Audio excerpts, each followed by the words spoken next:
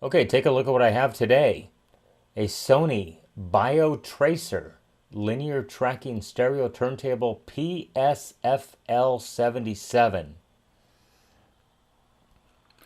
So this thing has a drawer that slides out of it. Power has been applied at this point. So if I hit the open close button,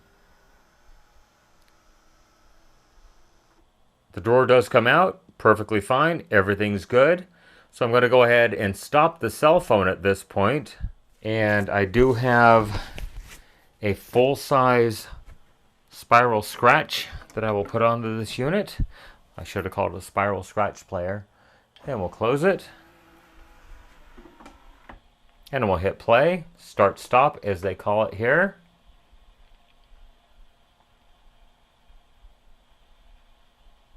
And something other than turning. The tone arm is not moving whatsoever. Stop. Open. Okay. Well, I think we're going to have to disassemble this unit. And let me get the spiral scratch back into its little folder here. Although I don't know why I put it in here. This thing has been used many times. It's been rode hard and put away wet one too many times. So let's go ahead and close it again. And we'll see if we can figure out how to get the top off of this thing. I know these were new in the, I'm thinking the mid-80s-ish, somewhere in there. I remember working on these things when they were brand new, under warranty. They weren't bad units. It's no SL1200 by any means, but it definitely got the job done. Let's go ahead and unplug it over here and check this out. I don't know if you can see it on camera. I don't think this has ever been untwisted. I think it's been pulled slightly, but I don't think it's ever been undone from the original little tie wrap they put on there from the factory.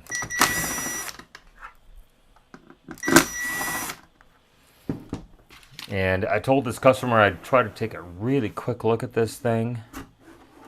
And that was a couple of months ago. Trying to get caught up.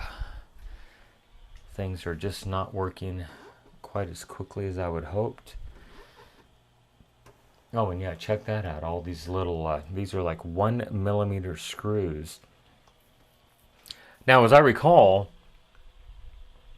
down under here there was a motor with a like 0.5mm belt that drove the mechanism. Let me get a screwdriver and we'll see if we can pop these out. These are the same screws that they use in camcorders. They're so tiny.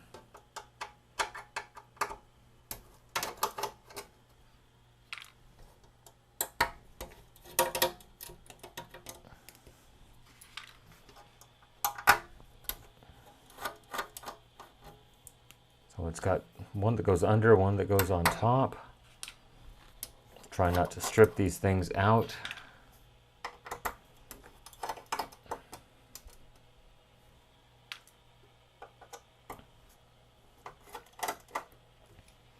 I think I probably need to take that one underneath out.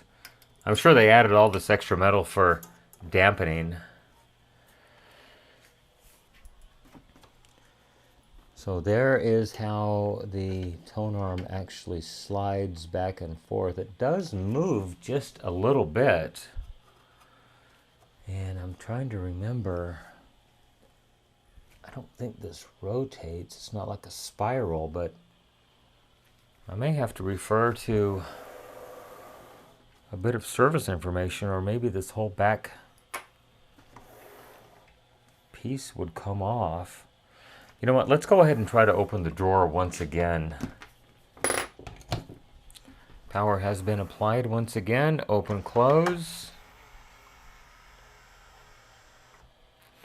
Okay, so it is open, and there we can see that it has a dial cord.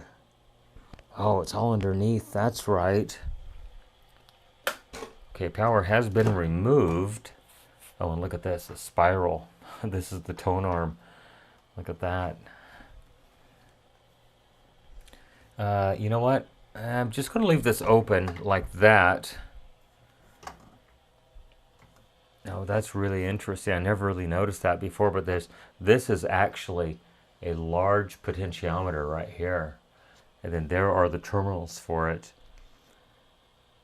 And it slides completely across here and changes the resistance value.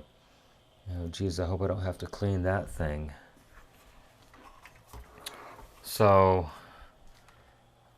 I'm hoping nothing falls out if I turn this upside down, like the platter, maybe, hopefully.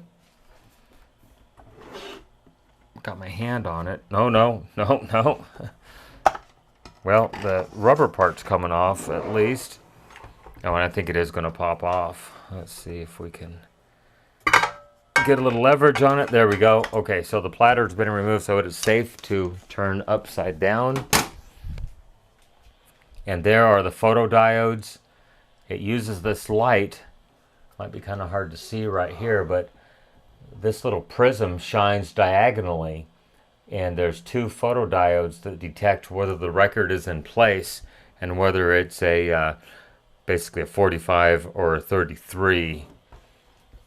So I think it's safe to turn this thing completely upside down at this point and start zipping a couple of screws out of here, and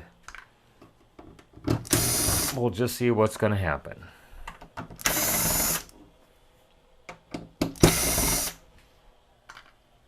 It's been, well, probably a couple of decades since I've actually had one of these apart.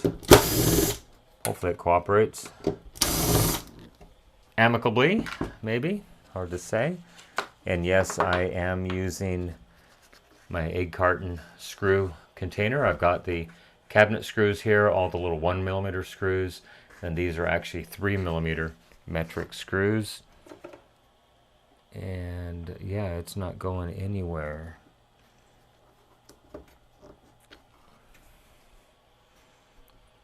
Well, it's telling me there's an arrow to that one. Hopefully this is not a mistake. Oh, and it's not a mistake. Okay, perfect. Look at that. Oh, and do you see what I see? Do you see what I see? Let's zoom in on it just a little bit, and I'll try to tip this up just a little bit. And if I can hold it at this weird angle. Oh, there it is. Sorry, got to get you back into view.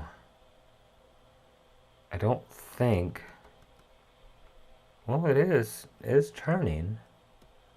But that belt is really, it's really used up. I don't think the motor, no, the motor does not have enough torque to overcome the slippage of the belt right there. Look at that, I'm turning the motor pulley and the worm gear is not turning at all. So I'm going to have to see if I can find a new belt. I don't know if I have any belts that size.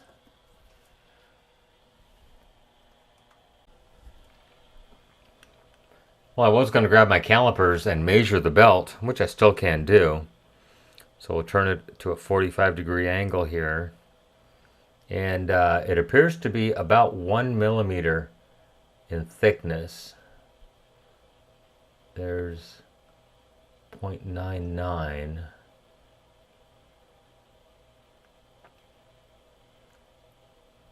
Yeah, 1mm just slides through there with no problem.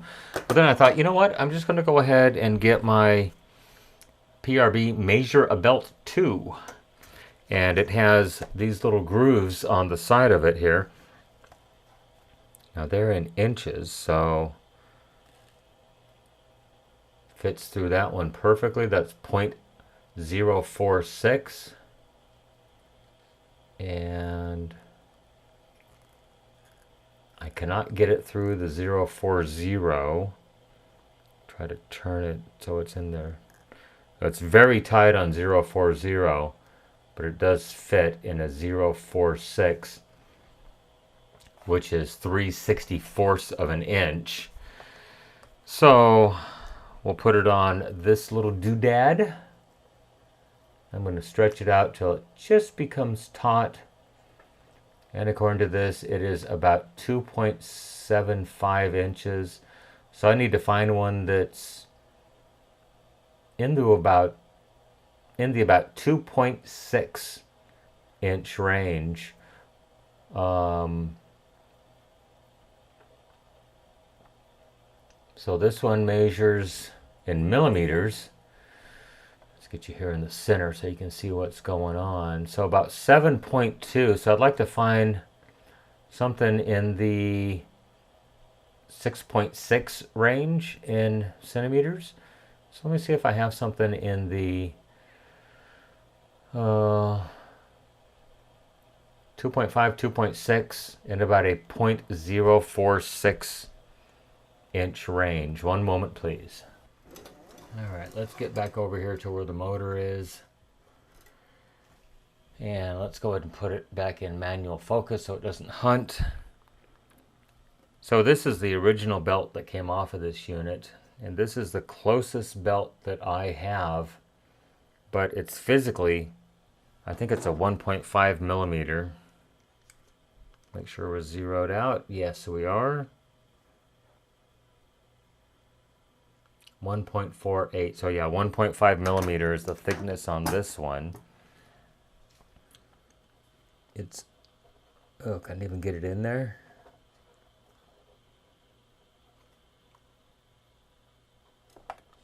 Oh, that's going to be way too tight, I think. Shoot. But I ordered these by mistake. So it's a 1 millimeter, but it's a round, well, it says 1.5, but it's a round belt. So let's look at these and see what we have to deal with. That one looks pretty close.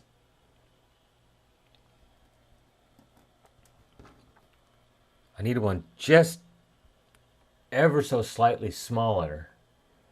Now let's go ahead and peel this one on and see what happens. I mean, it's not ideal, but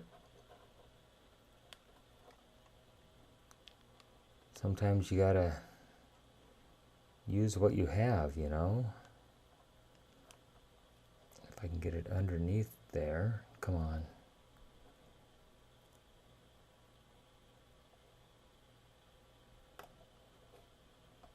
Oh, I like that.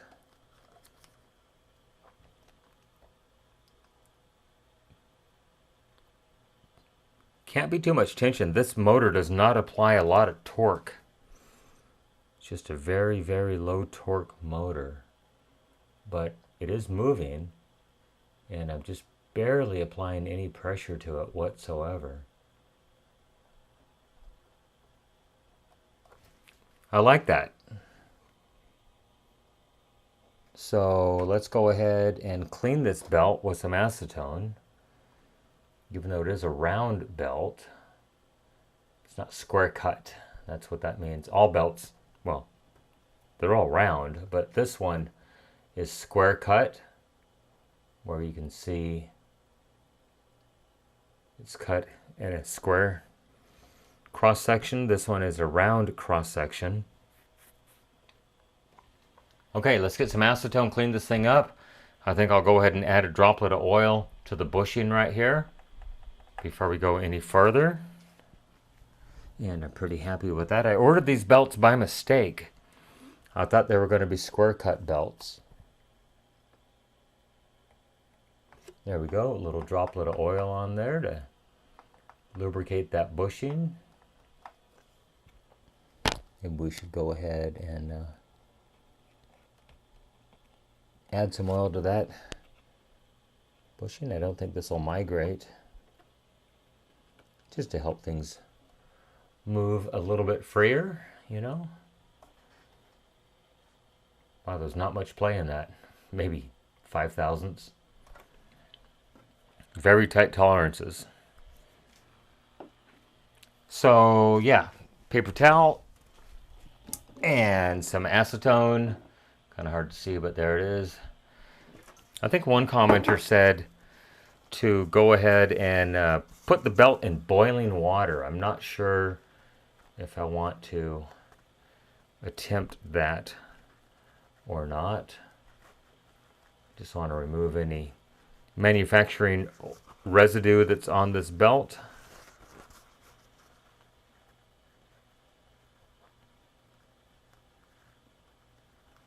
They do seem kind of oily.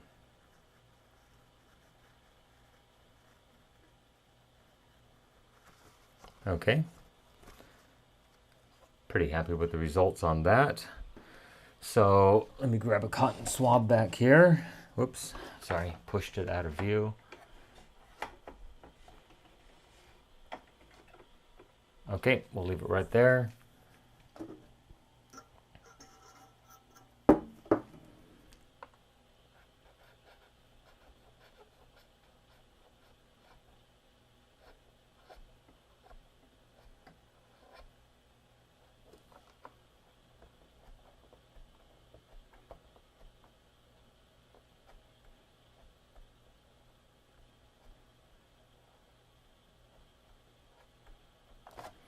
Okay, very good. Now if I can just get this thing to catch on the bottom of that gear, that's the hardest part.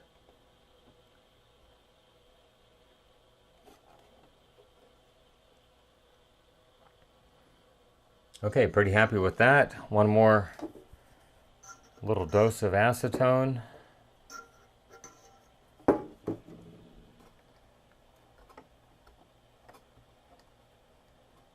Clean off any residue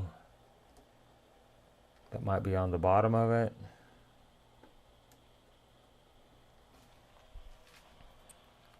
Okay, one moment while I put the belts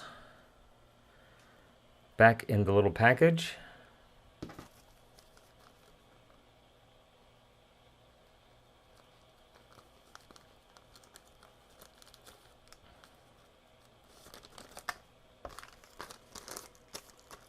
All right, very good. And because the bottom has a little standoff, I'm going to go ahead and set this thing back on here.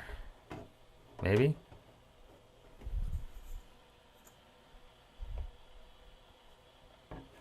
What is problem?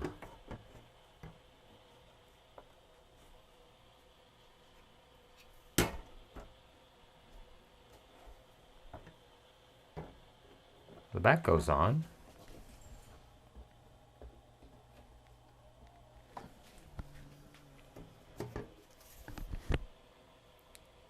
Oh. So it has this rack on here that slid over just a little bit.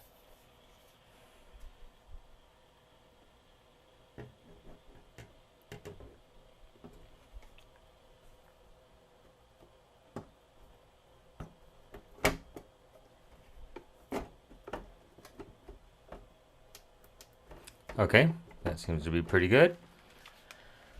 And we'll grab just a couple of these screws and put them back in just to hold the bottom on. Otherwise, I just flip this thing over and call it good.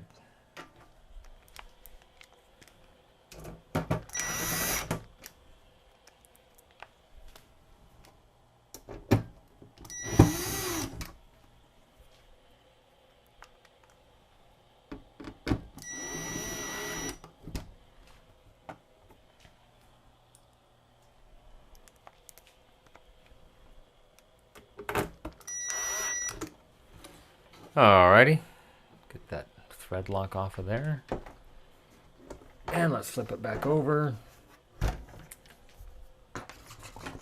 Get the cord out of here. And we'll pull this back this way because you're going to want to see the actual action.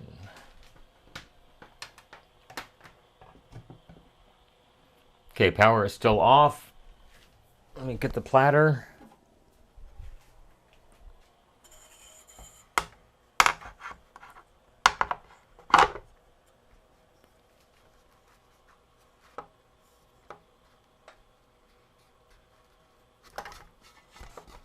Where are they right now? Ah, it's got these tabs on the bottom of it that have to go through those holes.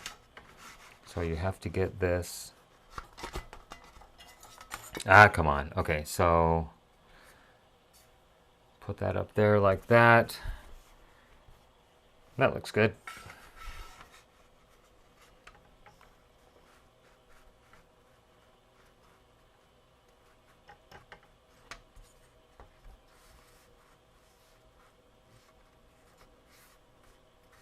Okay, that seems to be just fine.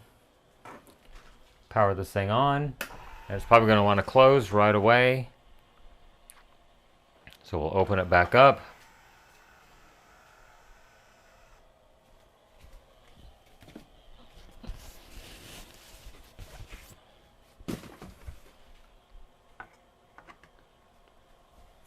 We'll hit play.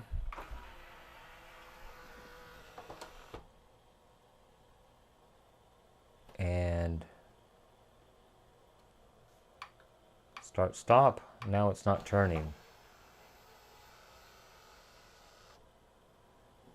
What is problem?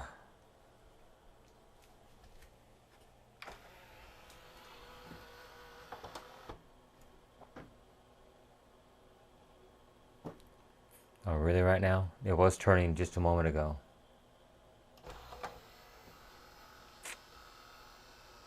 So I'm thinking that there's probably a limit switch that's not being made correctly because it was working fine.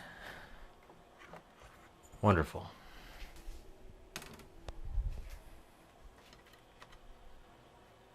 It turns just fine.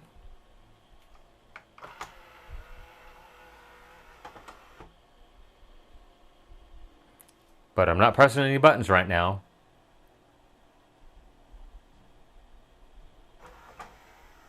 And it gives up and ejects. Something's not right on the bottom. Something did not go together correctly.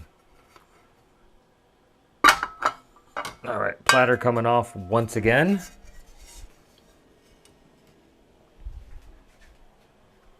Yeah, because it is a direct drive.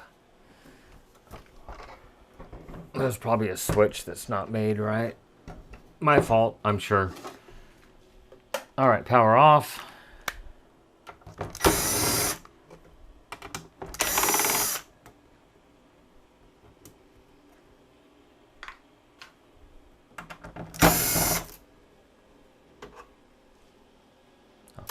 It's like, where'd it go? Huh.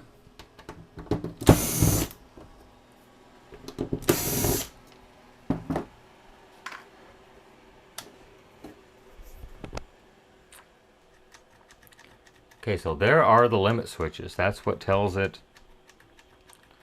whether it's in or out. Just going to exercise them a little bit here. You know what? Let's go ahead and just give it a shot of deoxit D5.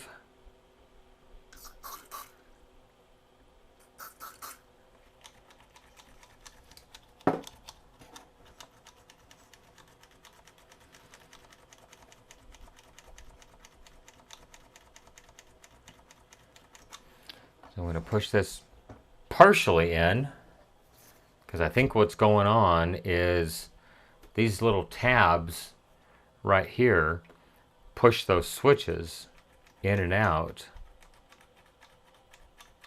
And I'm betting it's not pushing that switch correctly.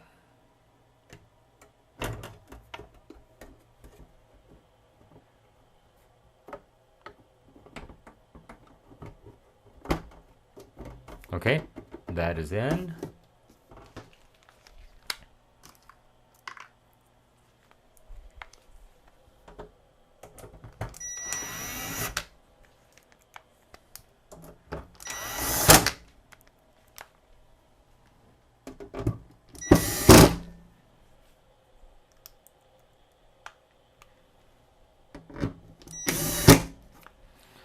Okay, well, I'm not going to put the platter back on it this time. I'm just going to power it up and see if it's happy.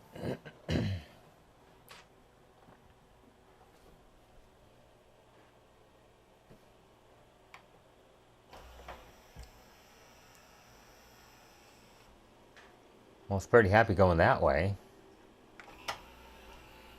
And it's still not... I thought I heard the motor still running.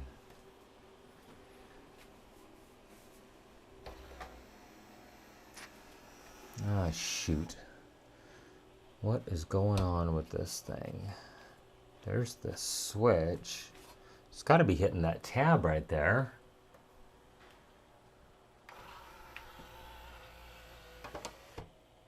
Yeah, it closed all the way and it stopped.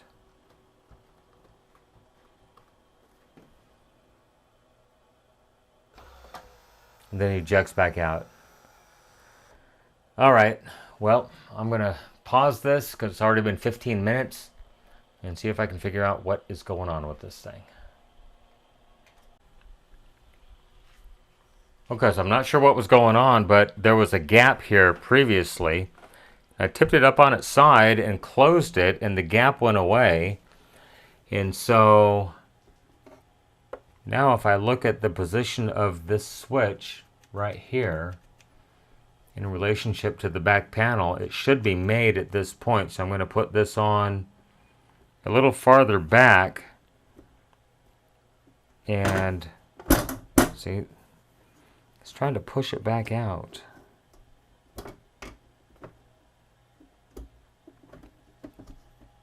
And I think it's on the switch right now, so I'm going to go ahead and take this screw out. Ooh, almost lost it. So that's all the way back. That's perfect.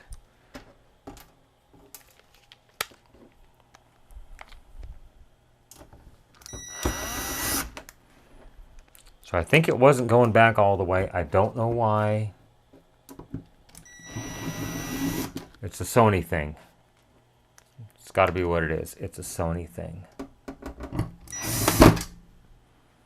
And I misplaced one screw. There it is. Okay, so with that back on, I'm going to tip this in at an angle. I can feel the switch.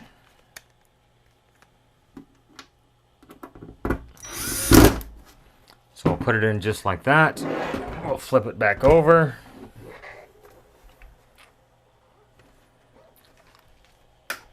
Apply power. We'll hit start stop.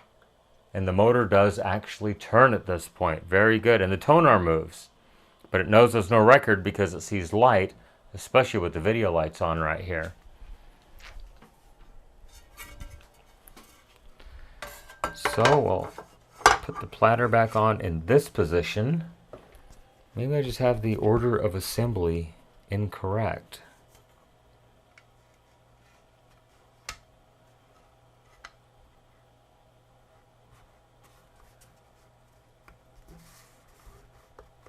Okay, those are seated. Very good.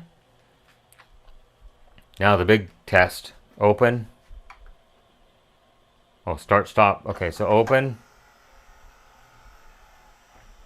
And then will it go back all the way? Close. And no, it's still got a gap.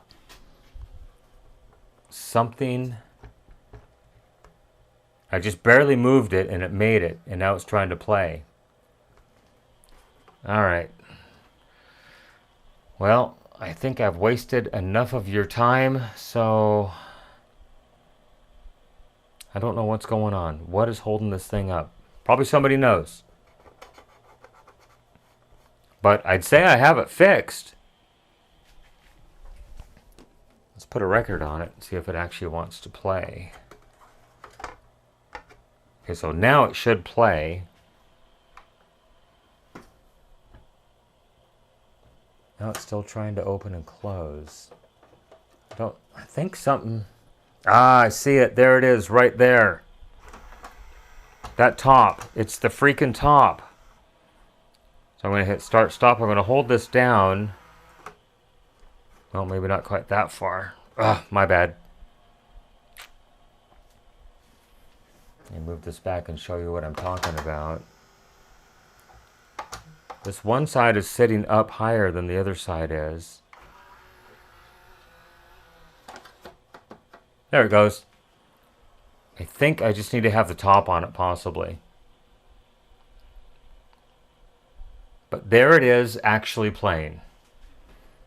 I do not have speakers connected at this point. One moment, and I will connect an amplifier and speakers. Okay, speakers are connected. And I hear sounds. So if I move the arm, let's move it to the last track. Right there. Lower it. 33 works. 45 works. Let's see if it picks up and sets down correctly. Actually, we'll just lift this up and we'll set that on here. And from what I can tell, the speed is almost perfect on 33. Very, very close on 45. Move this back a little bit. Take this back off.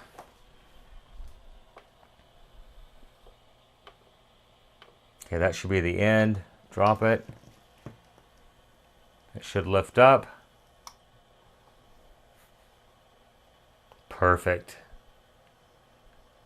I think I need to have the top on it to close correctly. I think that's the whole problem. Open. Oh, excuse me. Open.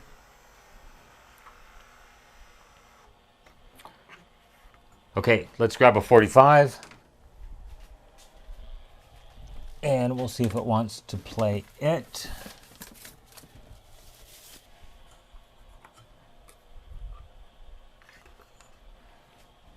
We'll change it to 45. We'll hit close. I'm going to try to guide this thing in. And it guided in perfectly. Come on, baby. Set down correctly. Oh, so close. Up. Over. Down. Perfect. So I need to set the set down position. I'm going to have to look at the service manual to see how to do that.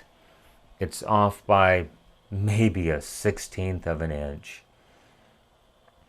I'm wondering if that pot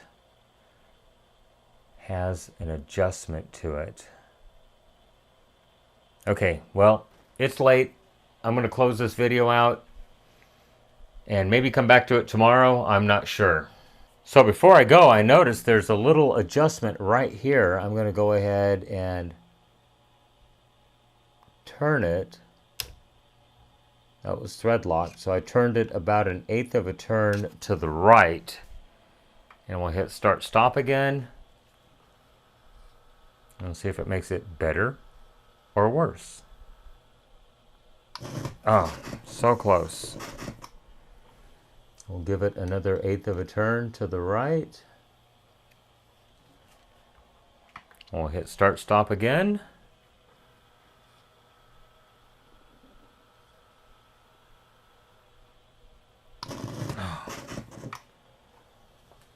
That's got to be the set down adjustment. It has to be.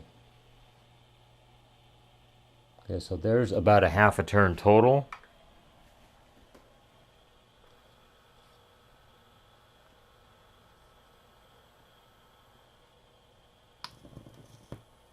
Oh, yes.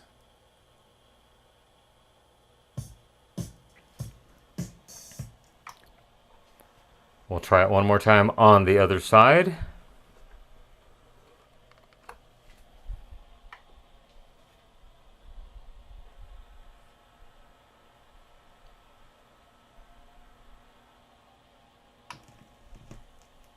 Yes.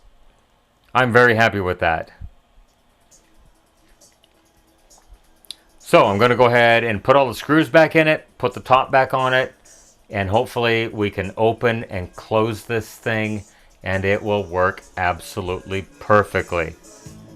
So I'm going to raise this up, make sure it picks up, because this record does not have much of a lead out at all.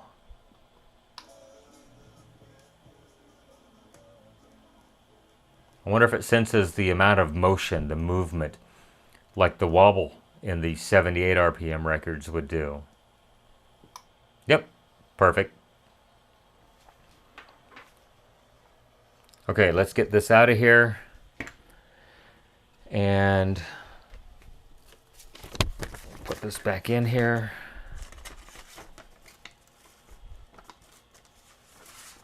Okay.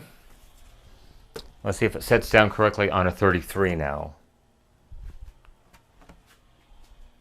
I'm not going to open and close it again because it's such a hassle to get that thing lined up, so I'll just do it this way. 33, start. I wonder if it knows.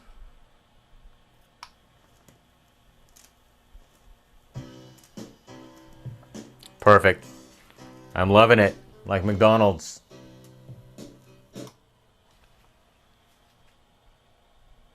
Okay, very happy with that. I'm going to button this thing up and we'll give it one final test. Okay, it is completely reassembled. Let's go ahead and open it. And I shall slip this spiral scratch onto the spiral scratch player. And we'll hit start stop. And look at that. The arm is moving. You probably can't see it. It's set down correctly. I hear scratches.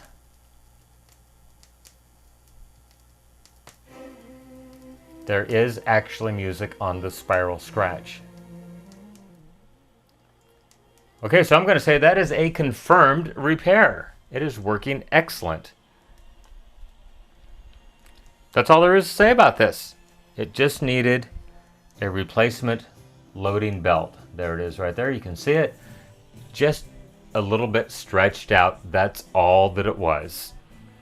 Anyhow, I certainly hope you enjoyed this, well, lengthy video on replacing a single belt on a Sony PS-FL77 spiral scratch player, otherwise known as a turntable. Go ahead and leave me a question, a comment, a concern, good or bad. I try to respond to the comments when I have time. Lately, haven't had a lot of time. Now this record is extremely narrow grooves, so I would expect a skip because it has a little bit of a warpage to it. I wonder what the date is. I'm thinking it's probably 1977 or 78. Yeah, look at that, 1977. So they packed so many songs onto this, and it's actually such a low volume record just because the grooves are so freaking narrow on this thing. It hardly plays well on anything. And like I said, it's got a little bit of warpage to it. It's a day and a half old, so I'm good with it. You can follow me on social media, Facebook, Instagram, Twitter at NorCal715. You can email me, NorCal715videos@gmail.com. That is the best way to contact me. Once again, please be very, very patient. Use the Gmail address only. I have not had time to even check messages on Facebook, Instagram, or Twitter since the accident. Things are getting better. I'm trying to get back into it. There's a bout of depression going on just because of what happened. It's just so upsetting. I'm trying to get caught up. I'm doing the best that I can. I hope everybody understands. I'm trying to put out a video here and a video there. These things have been here for months and months. I'm trying to get caught up. I really do appreciate your support, especially those who have donated to my daughter's GoFundMe account because of the accident. Really, really appreciate the humanity everyone's gone through. I really, once again, appreciate it very, very much. If you email me, once again, please be extremely patient. I haven't checked emails in months. It's just been so much going on at home, my other daughter. That's another story. Yeah, everybody, I really do appreciate all your views, your comments, your support. Everyone have a great day. That's all I really have to say. Thank you so much for watching. Have a great day. Bye-bye.